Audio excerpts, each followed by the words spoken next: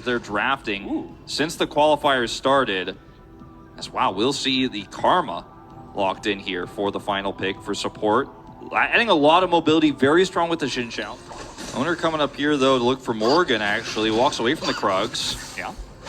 For a little bit more, bouncing on the head, but the stun comes in and the flash will not be enough. And Owner gets out of there very clean, doesn't even take an extra turret shot. So this cannon not working out in terms of objective control here, and you can see reflected in the gold graph that T1 really only has that first blood's worth of gold of an advantage. Leading as Owner was rotating down, but the damage is there as the Q will force the heal out, and Deft actually flashed forward for that one, so the kick comes in and the Q misses as Morgan's just gonna die in the solo kill, as now Deft is gonna be able to just walk away from this. So if you're fighting almost any other melee champion, you feel really good about that exchange, but not against a Kassadin that's starting to come online. Gnar, but Faker is very happy to solo lane against a mini Gnar as we see the teleport commit. Wow, they're all just ganging up on Deft. They found him there alone, and now he's just dead. And you see that Morgan goes in, gets Zhonya's away from his Mega Gnar into the wall, and now he's just gonna die. And T1 are just easily cleaning up the scraps. That's all it feels like right now for Humble Life is a bunch of scraps. Yeah, I mean, T1 have a composition that is extremely strong in terms of skirmishes when you have the advantage in position. I mean, Kana is playing Kennen. He can set up for big slicing maelstroms, but he can also set up for single picks when Owner is there with the kick, right? And Deft is a little bit out of position, but I don't want to blame Deft as much as I want to. So risky. Well, they're going to try to force a fight here. Willer with that one, and the Aphelios is going to just steal away the Drake. They are going to get a nice amount of damage on the Carrier here, as there is the AoE coming out from Gumayusi. He's just standing his ground and being a turret in his own right. He's able to take down Willer. You can see that Faker is kind of just corralling them all into the river here. He's totally fine. He's Kassadin with Everfrost. Nobody's ever going to be able to lock him down, as he will chase down Morgan. And the rest of everybody else on the side of Humble Life will be under this turret, as you can see with the like. I mean, look at how much prio they have on the Drake right now. And Kana has teleport. He's already got a good angle. Vista, yeah, this is what happens. Just push mid. But if you get flanked while you're trying to do it, you might lose the game right here. Mega Gnar just goes down, and T1, it looks like they're trying to just charge them. Owner really forcing it here on Toby. He dies immediately as the Emperor's Divide is not going to be enough to get Toby to safety. And here comes Faker over the top. There is just no escape for anybody on the side of Humble Life now. You can chase for pretty much the entire time they will be alive, as even Keria and Gumayusi here still very healthy and trying to chase down this Vars, which they will get eventually. Deft is going to get caught here, as you say. No escape. And that's going to be a bunch of extra gold going into Faker's pocket, who's now, I believe, 4 kills in this game. Getting close in a very different scenario where Kana wouldn't be able to just walk up to a Gnar and say, your time here is done. No Mega Gnar. Morgan's just dead. Yeah. I mean, he will flash, actually, and Kana doesn't have flash, but he is Kennen, so... Just rush his way in. He's not able to get that auto, actually.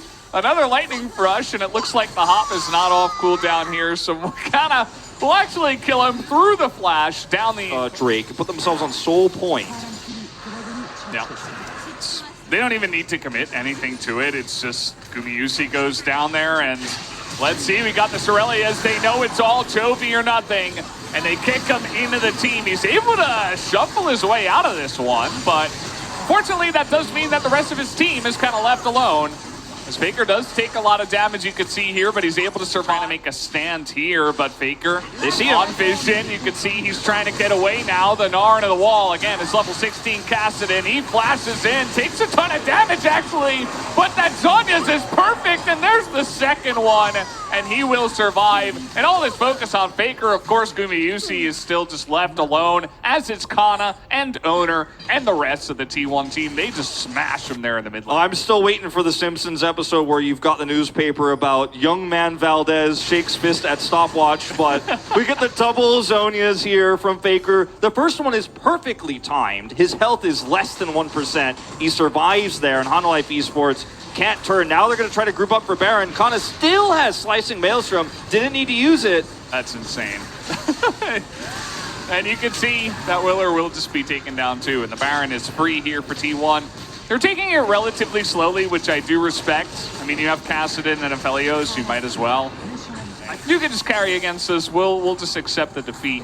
And he's played a great game, just not dying. He's going to get a Banshee's fail next if we get to that point. And I don't know what happens if that happens. Faker is just, who will be, I mean, he could 1v5 practically. That's how difficult to kill he will be. He's level 18. Yeah. Like, look what Kassadin at this level can do as well. You just hop over the wall. This is not like a normal game state. Not a lot of champions can do this. I guess LeBlanc would be the other big one where she hops over, but then she hops back. But he's just sitting there and he's like, yeah, I dare you to attack me. Like, well, he hops on top of them and then he hops on top of them again. Yeah, before he hops away, he can do whatever he wants. And all the while, there's all this focus on the Kassadin, and Gumayusi's 4-0. And he's just like, okay, well, I'm late game Aphelios now, so. It's a 12,000 gold lead. Aphelios, by the way, also has a stopwatch now. As Life Esports, you don't even want to engage with a Narbar. You also don't have one, you're about to. But if you go in here, I'm sure Life now are like, man, we should have just played Azir Sivir if we knew we were going to be sitting on Nexus turrets. Maybe try to recreate even though T1 took a small break to pick up the Mountain Soul, I would imagine that they're not going to let this game live for too much longer. Okay, the Moonlight Vigil misses. Oh, he landed that doesn't. I thought they were going to go in on that one, but taking it slow. Kana's like, can I press R? Can I press R? Now, just waiting for their moment, and there it is. Nice Gnar away from the team as Owner just laughs at Jovi, flashes over the Emperor's Divide and says, thank you very much, we'll take game number 1.